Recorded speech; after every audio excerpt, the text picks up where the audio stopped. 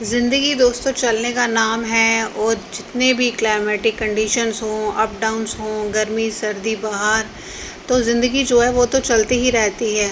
तो ये लेसन हमें सीखने को मिलता है इन पौधों से, जो हमें हमेशा सिखाते रहते हैं कि चाहे कैसी भी मुश्किलें आएँ, हमें जो है चलते रहना है, हमें कभी भी गिव अप नहीं करना है।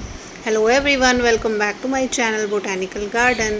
दोस्तों कई बार ऐसा होता है कि हम इंडोर प्लांट्स लगा तो लेते हैं, लेकिन उनकी मेंटेनेंस नहीं कर पाते, मेंटेनेंस करना मुश्किल हो जाता है। तो हम पौधे लगाते हैं, लेकिन ये जो इंडोर प्लांट्स होते हैं इनकी भी 1-1.5 साल के बाद हमें मेंटेनेंस ज़रूर से कर लेनी चाहिए। हर चीज़ को मेंटेनेंस की ज़रूरत होती है, तो इन पौधों को भी तो ज़रूरत है। तो पौधे कुछ देर के बाद इनकी शेप भी बिगड़ जाती है, और इनकी जो सॉइल होती है वो भी कुछ हद तक वो जो है उसमें न्यूट्रिशियस वैल्यू भी ख़त्म हो गई होती है। तो ये मेरा मनी प्लांट था जो मैंने इंडोर लगा रखा था, तो ये कुछ मुझे खाली खाली सा लग रहा था, तो मैंने इसको निकाल लिया है। मेरा मन है कि इसकी जो मिट्टी है उसमें मैं वर्मी कंपोस्ट और सैंड मिला के उसको थोड़ा सा लाइट बना लूँ, क्योंकि मैंने इसको अंदर वॉल में, बेडरूम के वॉल पे हैंग किया हुआ है। तो इसकी जितनी भी रूट्स थी वो मैंने सारी अलग करके, जो ख़राब हो गई थी बीच में, थोड़ा सा पौधा ये थोड़ा गर्मियों में ना झुलस गया था, शायद गर्मी की वजह से, अंदर एसी भी लगा होता है उसी वजह से। तो मैंने सारे जो पत्ते ख़राब वगैरह थे वो सारे निकाल लिए हैं।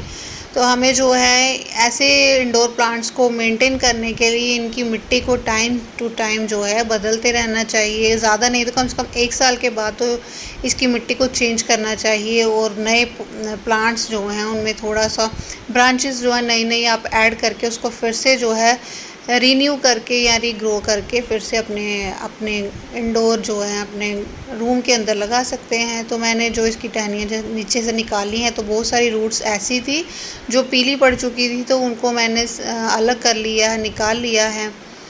एक गार्डनर है ना जो दोस्तों, वो कभी भी पंगे लिए बिना रहता नहीं है। जब भी हम गार्डन में आते हैं हमें कुछ ना कुछ पंगे ज़रूर चाहिए होते हैं, कुछ ना कुछ करने को चाहिए, क्योंकि प्लांट्स के साथ टाइम बिताने के लिए हमें कुछ ना कुछ मौका या फिर बहाना चाहिए होता है। तो इसी तरह से पौधों को हमें जो है टाइम टू टाइम ग्रूमिंग, उनकी मेंटेनेंस करते रहनी चाहिए। तो ये सारे ही जितने भी मैंने बीच में से ब्रांचेस थी वो सारी अलग कर ली हैं, और कुछ मेरे ये 2 प्लांट्स थे, इनकी ब्रांचेस थोड़ी लंबी हो गई थी, तो मैंने सोचा इनको भी काट के इनके जो नए नए पत्ते हैं वो अलग करके रूट्स के साथ वो भी मैं इसमें डाल के इसको थोड़ा सा घना बना लूँगी। और ये जो मेरे 2 प्लांटर पड़े हैं सामने मनी प्लांट के, तो इनको भी अच्छी सी शेप मिल जाएगी। तो मनी प्लांट्स एक ऐसा पौधा है दोस्तों जो आप घर में, मुझे लगता है हर घर में ये जो है होता ही होता है। तो हम गार्डनर हो या ना हो, लेकिन हर घर में ये पाया जाता है, क्योंकि सबको पसंद होता है ये मनी प्लांट, और बड़ी ही आसानी से बिना किसी परेशानी के ये अच्छे से ग्रो कर जाता है। जैसे इसका सीज़न आता है बरसातों में, तो इसकी ग्रोथ जो है डबल हो जाती है, फास्ट हो जाती है।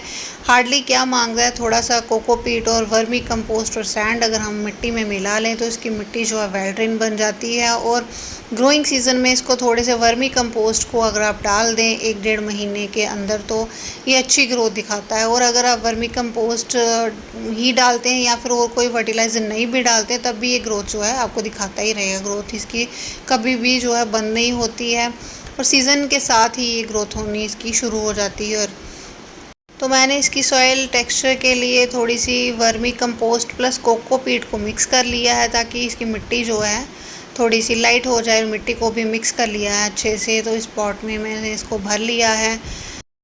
आपका मनी प्लांट अच्छे से ग्रो करे, इसके लिए एक टिप है कि आपको जितने भी आपने छोटे छोटे पत्ते जो हैं रूट्स के साथ कट किए हैं, उन सबको आपको इकट्ठा करके एक बंच सा बना लेना है। वो बंच जो है वो आसानी से बन जाएगा, और आसानी से आप उसको पॉट के अंदर भी डाल सकते हैं। इस तरह से बंच बना के डालिए, तो फिर आपको इसे ग्रो करने में या मिट्टी में डालने में कोई परेशानी नहीं होगी। तो ऊपर से मिट्टी डालते जाइए और इसे हल्का हल्का दबाते जाइए, ताकि ये अच्छे से सेट हो जाए मिट्टी के अंदर।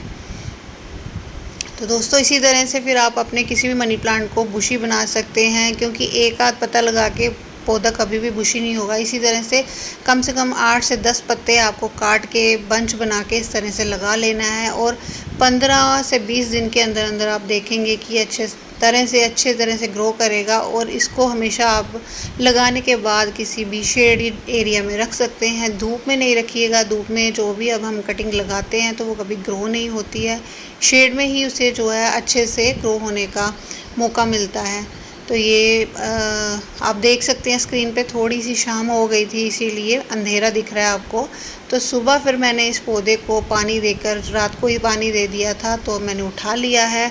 इसी में अब ले जाने वाली हूँ अपने बेडरूम में, जहाँ मैंने इसको अपने एलसीडी के पास वॉल पर हैंग किया है।